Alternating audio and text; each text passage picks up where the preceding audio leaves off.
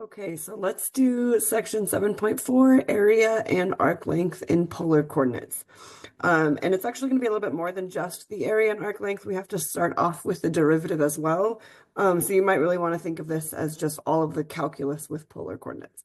So if you're given a polar equation, how can we find the slope of the tangent line in the Cartesian plane? It's a good time to remind you that your polar equations do live in the XY plane. So remember, maybe we had that rose petal. These live in the Cartesian plane, and we're thinking about at any given point, I could find the slope of that tangent line. And the slope of that tangent line is still dy over dx. So because it's the change in y over the change in x. So same as it has been since Calc 1.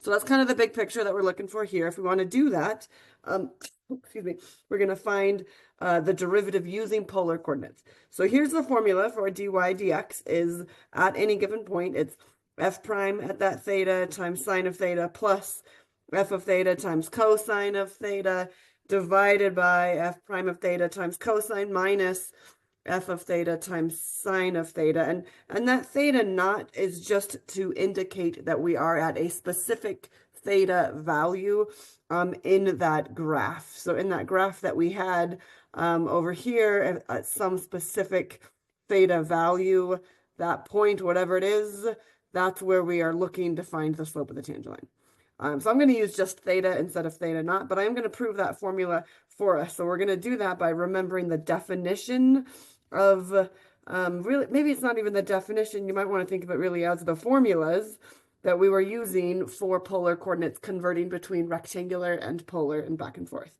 And those were that x is equal to r cosine of theta and y is equal to r sine of theta. The only difference that I'm going to do now is notice that instead of an r equals, we often just use the function notation, f of theta. So really that's just something that we can use as a notation wise. You can still call it r if you prefer. It's just the notation, doesn't matter. Okay, so those are those two formulas that we have from the previous section, and we are going to use those to find dy dx, all right? So dy over dx can genuinely be the derivative of y divided by the derivative of x, just like it was in parametric equations. So we should think of that as dy d theta divided by dx d theta. That's how I'm going to get those d thetas could cancel and I would get the dy over dx. So I have to take the derivative of each of y and x separately. So that's what we're going to do. So I'm going to look at my y formula. I'll start off at the top. Y is f of theta times sine of theta. So if I want to do its derivative, you should notice that I'm going to need a product rule. So to do, excuse me, to do that product rule, we need the derivative of the first one, leave the second one alone, plus the first one we leave alone, times the derivative of the second one, and the derivative of sine is cosine. Okay, so that really is using the product rule. And then I'm going to do the exact same thing for the product rule for my x. So I know it's kind of written in a strange order there, but maybe if I draw that arrow, we can see now the x is on the bottom because I'm looking for dy dx. I'll do the product rule same way there. The derivative of the first one, I leave the second one alone, plus the first one I leave alone, and then I have to multiply by the derivative of cosine, and the derivative of cosine is negative sine. And that's where we ended up with that extra negative. Okay, so now I have f prime of theta times sine of theta plus f of theta times cosine of theta divided by f prime of theta times cosine of theta minus f of theta times sine of theta. So that is my dy dx formula. This is one that we got to be able to use. You can choose to either memorize this formula as it is, or you can just derive it every time because you already have to know the x equals r cosine and y equals r sine, so we could just derive it each time if we wanted to.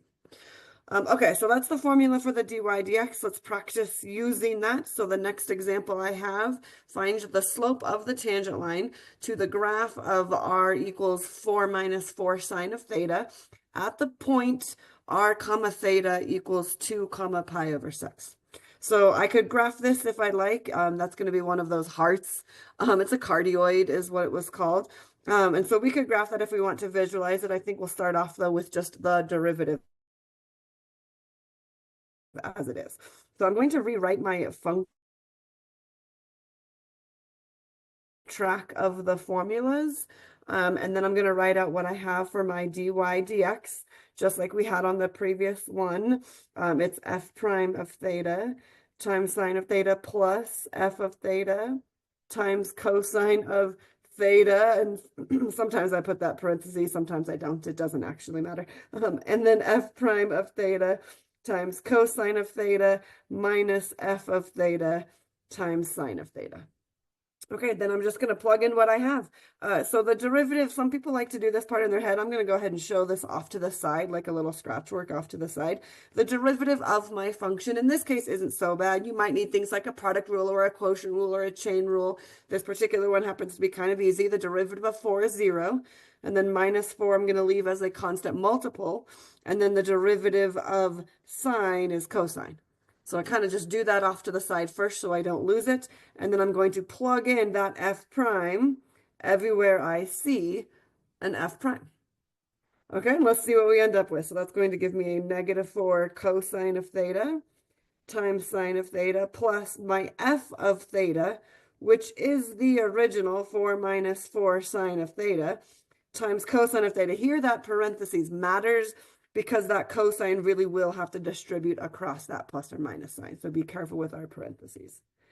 Divided by f prime, which was -4 cosine of theta, times cosine of theta. I'm going to highlight this in case you guys are wanting to see where that's coming from. It was just the f prime that I replaced, both top and bottom, with what my f prime is equal to.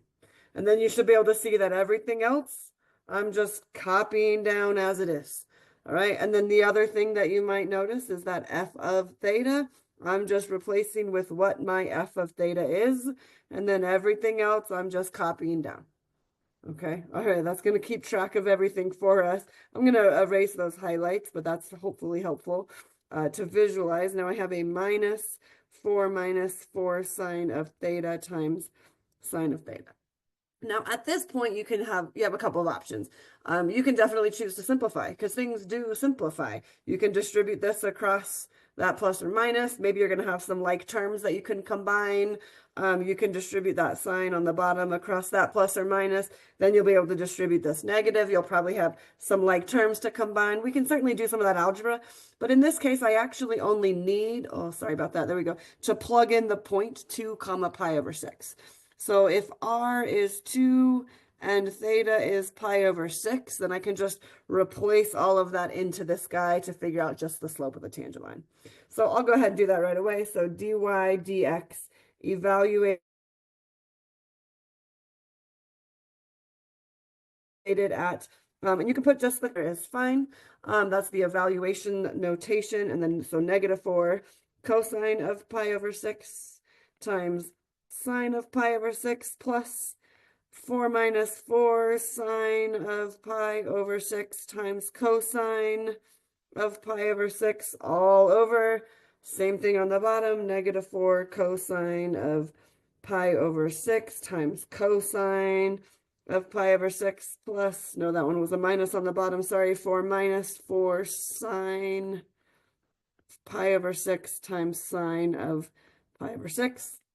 And then I'll go ahead and simplify from here to make sure I can keep track of everything. So I'll do that next. Let's zoom in so I have the space. Okay. -4 cosine of pi over 6. You might have to think of your unit circle. I do want an exact answer here, so we have to think of our unit circle. Pi over 6 is 30 degrees. Cosine of 30 degrees is √3 over 2. And then sine of pi over 6 was 1/2. Plus, and then here's what I'm going to point out really quick, and I'm going to highlight this, so maybe pause what you're writing and watch with me for just a second. You can use your calculator for this, by the way, and if you did, you'll be fine. Just FYI, if you type that whole thing into your calculator, that's totally fine. But I want to point out that that entire thing I have highlighted here, which was the 4 minus 4 sine of theta, that was my f of theta. That was my original.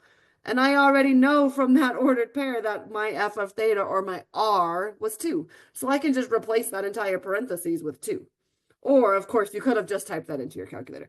So sine of pi over 6 is 1/2 times 4 is 2. So 4 minus 2 is 2.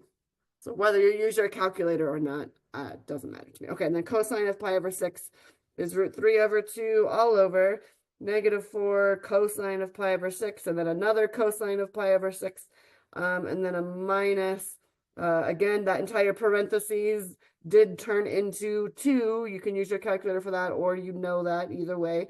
Sine of pi over 2 is 1/2.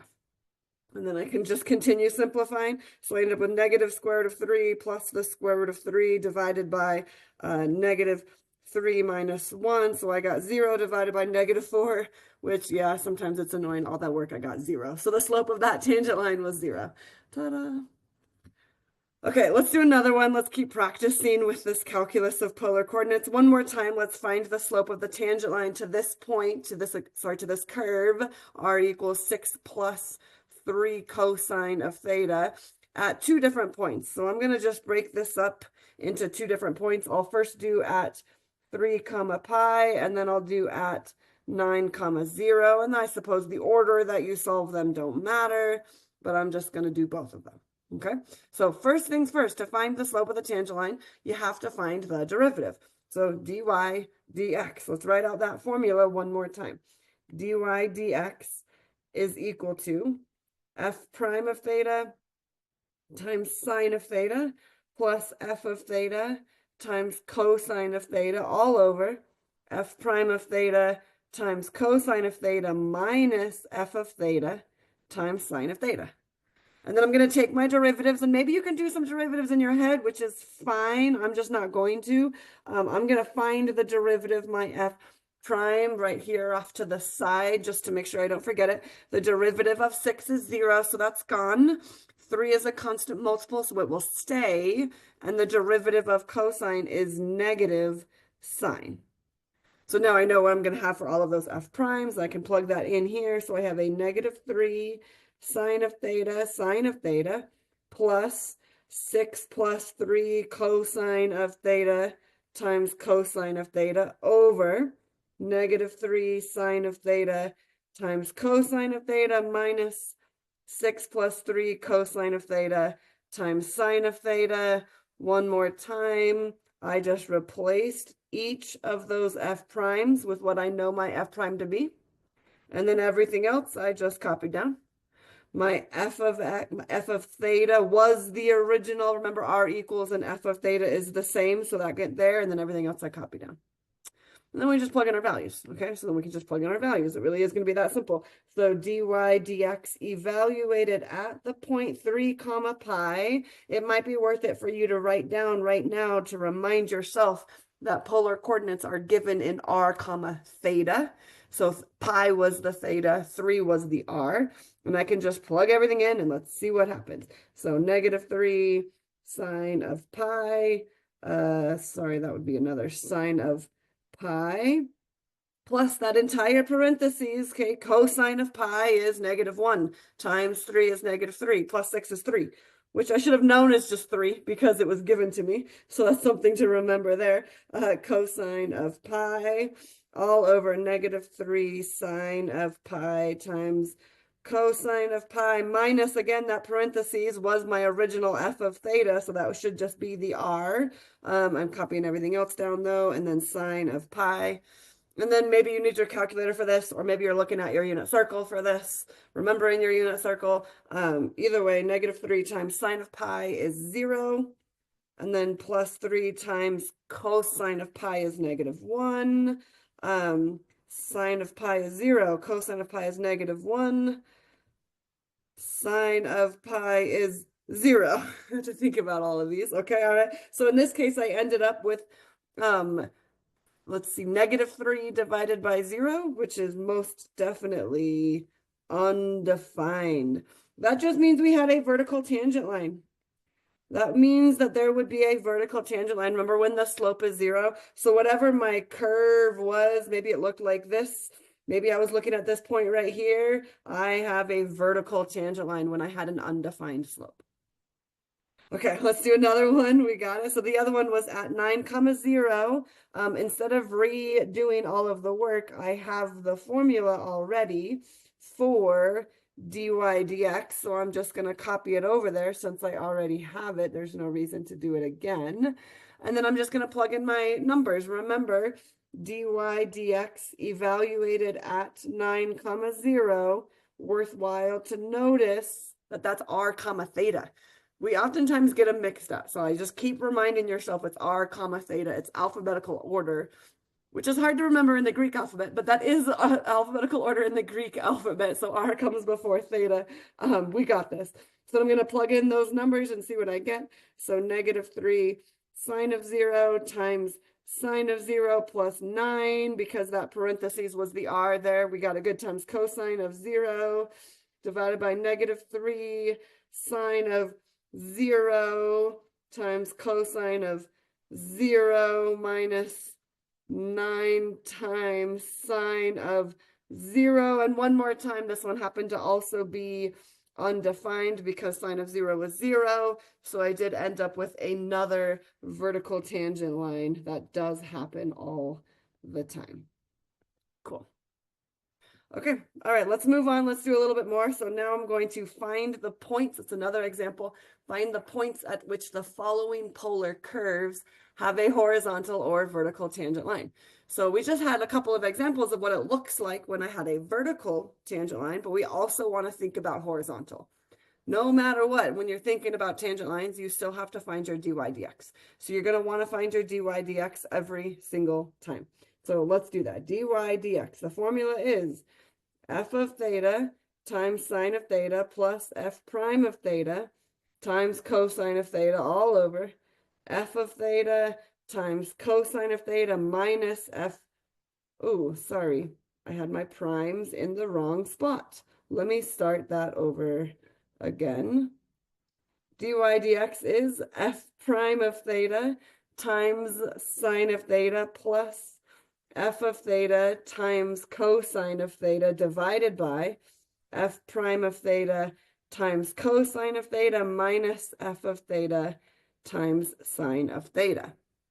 And then I'm going to go ahead and find my f prime first. Maybe you do that part in your head, but I still recommend you write it out. My f prime in this case is -4 sine of theta, and then I use that to plug it into my dy dx formula.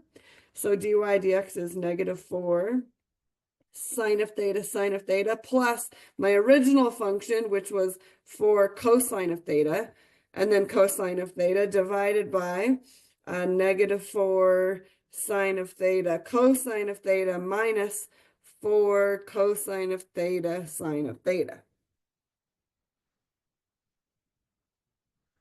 Maybe we simplify this one. I think we can. -4 sine squared of theta plus 4 cosine squared of theta divided by -8 sine of theta cosine of theta. And I bet I could do all kinds of fun trig identities to simplify this further. I'm not sure that's necessary though. So feel free to if you want. You certainly don't need to. Okay. So now I have my dy dx. The question was asking me to find where on this curve do I have either a horizontal or a vertical tangent line. Let's do one at a time. Let's do horizontal first. Horizontal tangent line means you set the top, the derivative equals 0, which means you set the top equal to 0. So if I set the derivative equal to 0, that's the same thing as setting the top of the fraction equal to 0. So -4 sine squared of theta plus 4 cosine squared of theta. I set that equal to 0. So that's going to give me 4 cosine squared of theta equals 4 sine squared of theta. Of course, I could divide both sides by 4, and I got cosine squared equals sine squared, which when I take the square root of both sides, you do get the plus or minus. Don't forget that plus or minus when you take the square root of both sides of the equal sign. So I have plus or minus sign. So now we have a couple of things here. I have to find theta. You might need to know your unit circle. You might need to go back into your trig to figure out how to solve trig equations like this. I like to do what I call a little yoga for the brain. When does cosine equal sine? That's what this sentence says, right? Cosine equals sine. I'll do the negative later. Let's just do the positive. When does cosine equal sine? Well, we already know that. That's just pi over 4.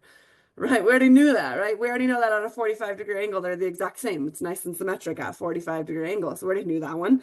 Also, at 3 pi over 4, they're also the same value, the root 2 over 2, but one's positive, one's negative. which is exactly what I want as well. One's positive, one's negative. So also at 3 pi over 4, and then also at 5 pi over 4, and then also at 7 pi over 4, etc. Right? So it looks like at all pi over 4s that worked. So the way you would write that would be pi over 4 plus, and I had to just keep adding 90 degrees. So every single one of those, all 4 of them, and I can go around and around and around and around forever. So plus pi over 2k, where k is any integer. Not just is that going around and around and around forever. Cool. All right, so we found those theta values. Fantastic. What about the vertical? What about the vertical? That would be a vertical tangent line would happen when you're setting the bottom equal to 0. So -8 sine of theta, cosine of theta, set the bottom equal to 0. Which we can do in this case. I'll divide both sides by 8, and I would get sine times cosine equals 0, which is the same thing. If you remember when things are factored, once you have a product equals 0, you set each one of them equal to 0. That's because it was multiplied. It's the same reason as when you had something like the x plus 1 times the x minus 2 equals 0.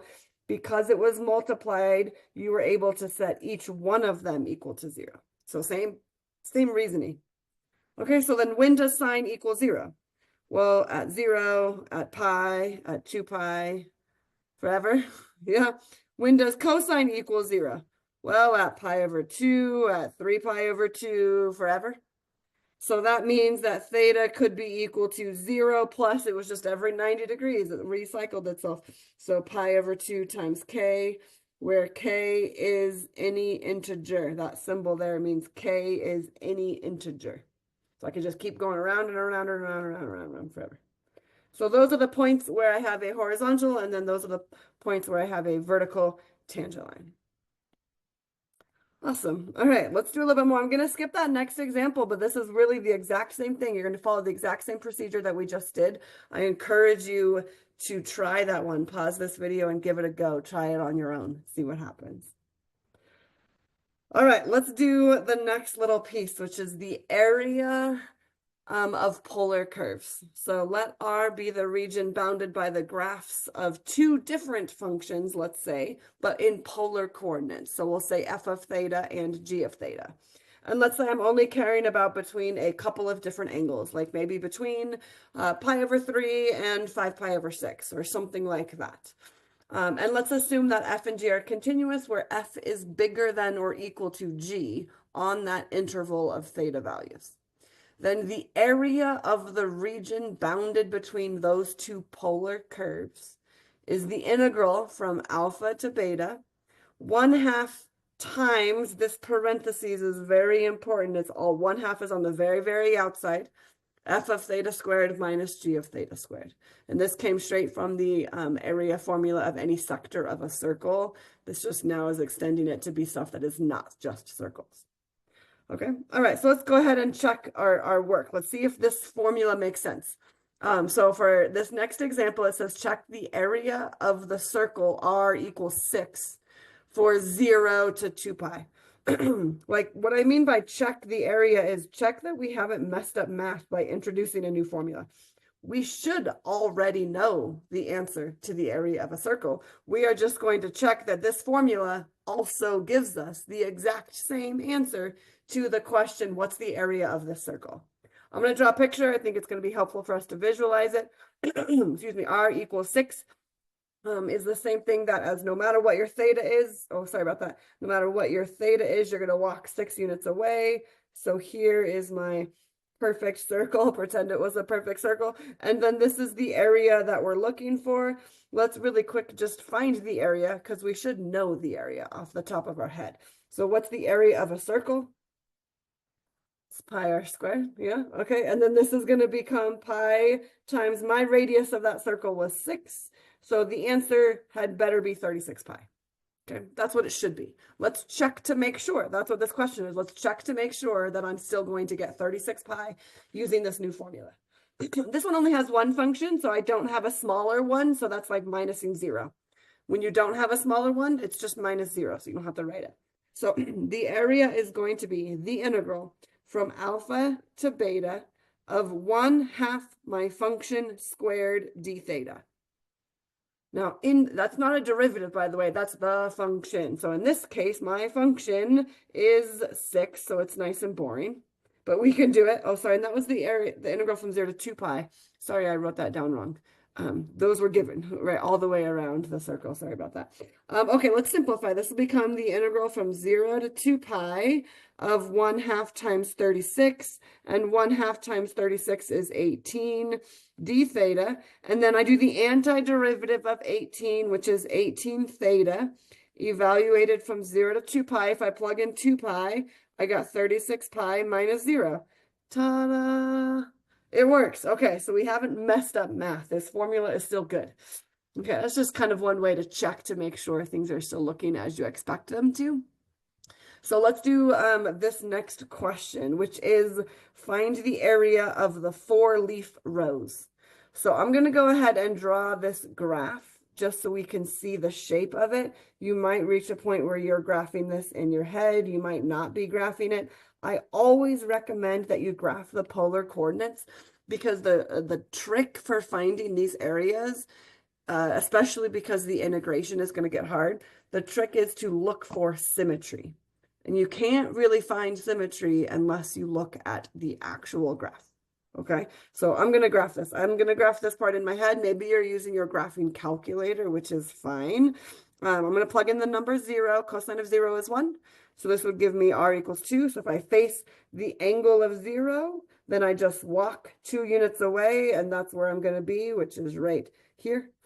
Okay, and then I'm going to maybe plug in another number. Let me plug in pi over 4 just for fun. If I plugged in pi over 4, I would have gotten 0. Maybe I plug in pi over 2. Maybe I plug in 5 pi over 6, plug in a whole bunch of values into this and graph that. Maybe we recognize the shape of this graph as well. But this is my 4-leaf rows. Pretend that was perfect. That's the best I'll get. It is symmetric. It's hard to see, but it is symmetric. We are trying to find the area of this entire, all 4 leaves of that rows. That's what we're trying to find, is this entire area between all 4 of them. Now, it's going to be really tricky if you just don't have that picture. It will become trickier, especially when these get harder. So I'm going to give you the tip right now. Look for symmetry. Look for symmetry. Also, things like easy numbers. So like 0, for example, is an easy number. When I plugged in 0, I was facing the angle of 0 and I walked 2 units away. So this was the angle of 0. And then when I faced the angle of pi over 4, this is where I ended up with. So from 0 to pi over 4, that gives me exactly 1/8 of the entire area. So that's what I'm going to do. I'm going to notice that symmetry, and then I'll just multiply it by 8 later. So I'm going to look at just this little tiny small half of one of the roses.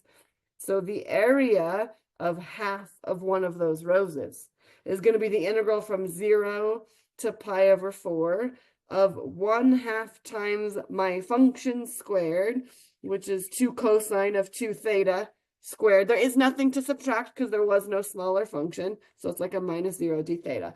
That's going to give me 1/8 of the rows. So I should multiply it by 8. All right, so I'm going to multiply that by 8. We can do it. It's going to take a little bit of time, all right? But we can do it. Now that we have some easy numbers, this will be nice. The 8 and the 1/2 really do simplified before. Then I have the integral from 0 to pi over 4 of 4 cosine of cosine squared of 2 theta d theta.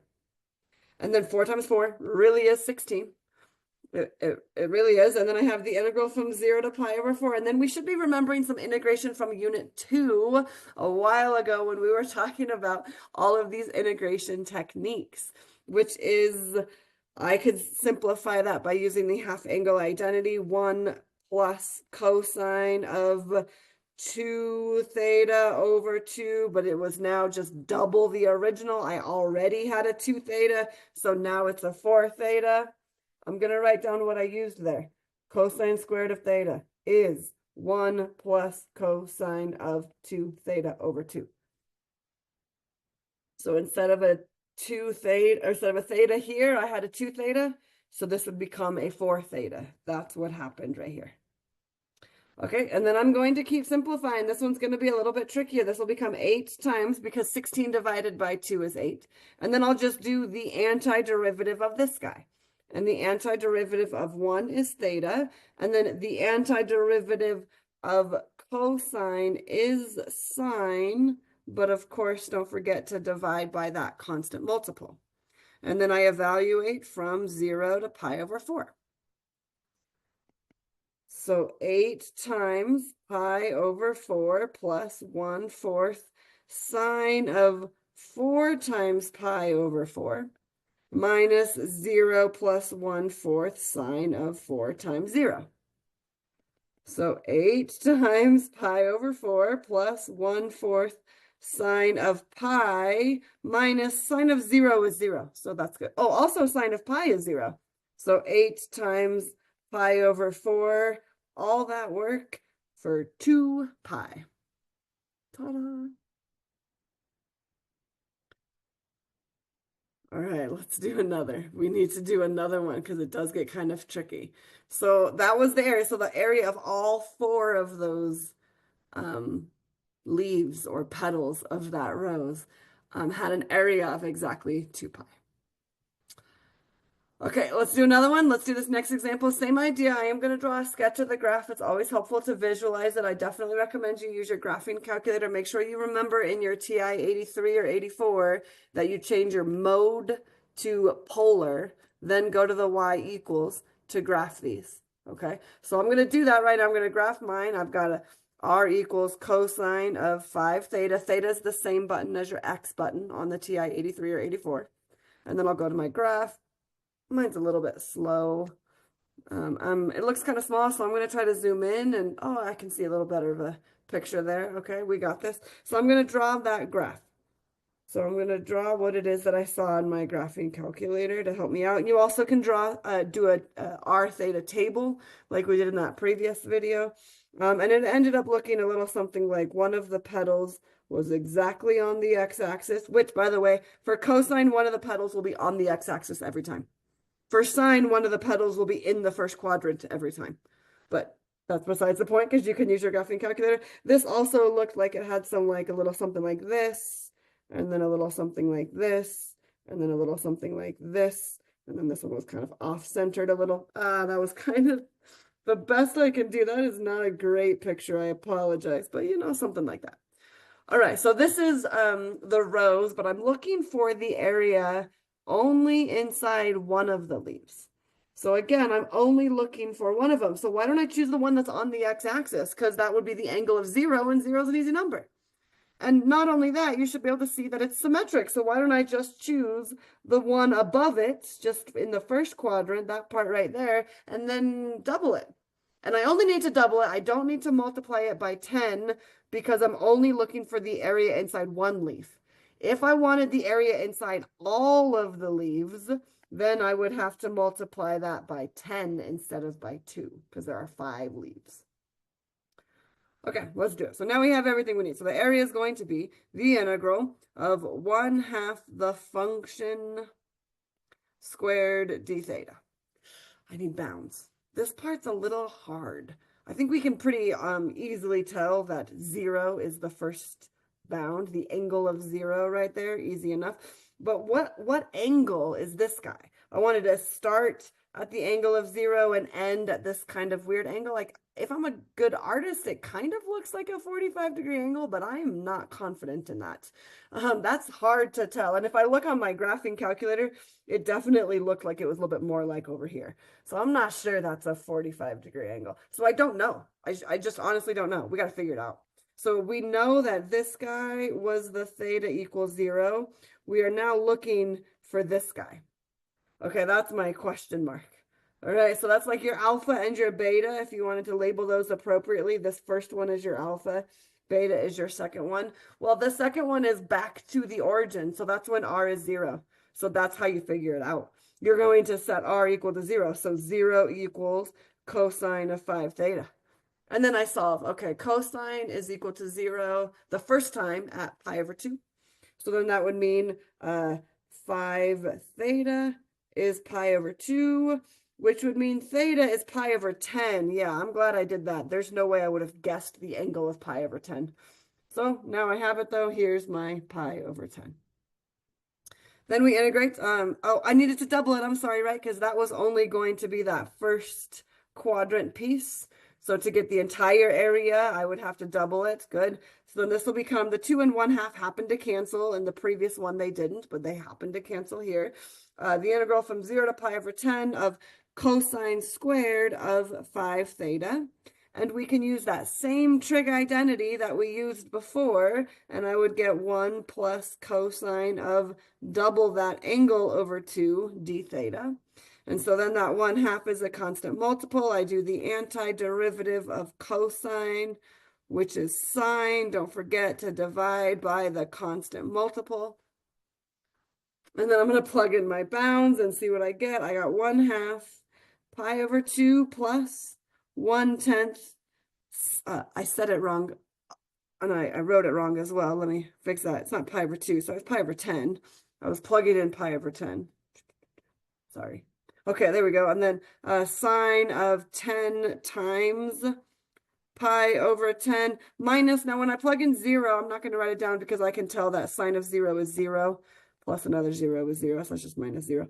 So then I have 1/2 times pi over 10, and also sine of pi is 0, so that one is gone as well. So I ended up with pi over 20.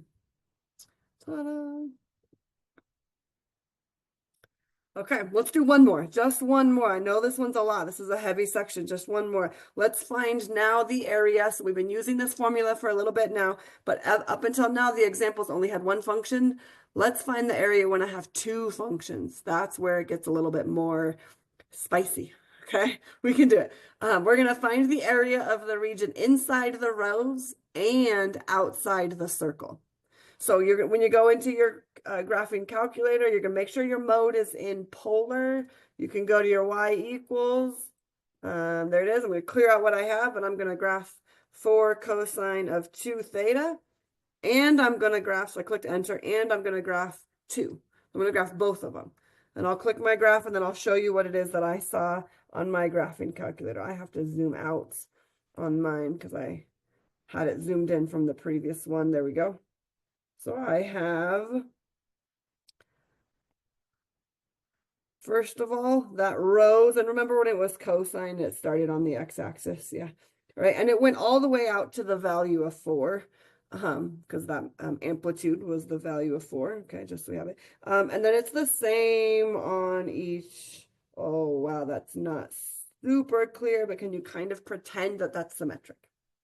Thanks. Okay, and then I also have the circle, r equals 2. We should know that that's just the radius is 2. That's literally what that says. So that's just the distance away from the origin is always 2. So it's a circle of radius 2. Maybe I'll make that nice and not any better. Sorry, I tried. Pretend that's a perfect circle. Okay, so I wanted to find the area inside the rows, but outside the circle. Inside the rows, but outside the circle. So this is the area that we are looking for. Each of these little shaded regions, you should see that there are 4 little pieces of this graph, all of which are symmetric, which hopefully you can see in your graphing calculator, the symmetry, rather than my picture. But all of those are symmetric. That's the area I'm looking for. And just like we've been doing, I'm going to try to make my life easier. Why don't I just find the area of this little half up here above the x-axis, because then I can just multiply the whole thing by, and let's count, 1, 2, 3, 4, 5, 6, 7, 8. Multiply it by 8 because there are 8 of these little pieces that is outside the circle, inside the rows, and above the x-axis. Okay, all right, so we got it. So my area is going to be the integral of 1/2 times the bigger function, so the one on the outside, which is 4 cosine of 2 theta squared, minus the smaller one, so the one on the inside, squared, and keep track of your parentheses. That parentheses is on the very, very outside. All right, and then I have to figure out my bounds. So my theta equals 0 is this guy. That's sort of the obvious one. So alpha equals 0, we got it. I think we can agree that for this one, I don't know. I can't tell. My picture is not super clear, so I'm going to do what I did before on the previous problem. I want to figure out what that beta is. It's not all the way at 0, though, because it's not at the origin, so I don't set it equal to 0. It is, in fact, their intersection point. So it's where those two graphs intersected. So I have a 4 cosine of 2 theta equals a 2. And then I solve from there. So cosine of 2 theta is 1/2. Where does cosine equal 1/2? Cosine equals 1/2 at a 60-degree angle, which is pi over 3. That's where cosine is equal to 1/2. So then I divide both sides by 2, and I got pi over 6. So that's my beta. So that's going to go up there. That's my pi over 6. And then we can simplify. Oh, we needed to multiply the whole thing by 8. Of course, don't forget to multiply the whole thing by 8 to find all 8 of those little pieces added together. So 4 times the integral, because 8 times 1/2 is 4. The integral from 0 to pi over 6. And then I'm going to square each one of these. So this became 16 cosine squared of 2 theta minus 4 d theta, which became 4 times the integral from 0 to pi over 6 of 16 times 1 plus cosine of double the angle over 2. Again, I'm using that same trig identity from our integration techniques unit to figure out the antiderivative. Let's continue on for the integral from 0 to pi over 6 of 8 times 1 plus cosine of 4 theta minus 4 d theta. I'm going to just keep on going. So I got 4 times the integral from 0 to pi over 6 of 8 plus 8 cosine of 4 theta minus 4. And then those are like terms, the 8 and 4. So then I have 4 times the integral from 0 to pi over 6 of 4 plus 8 cosine of 4 theta d theta.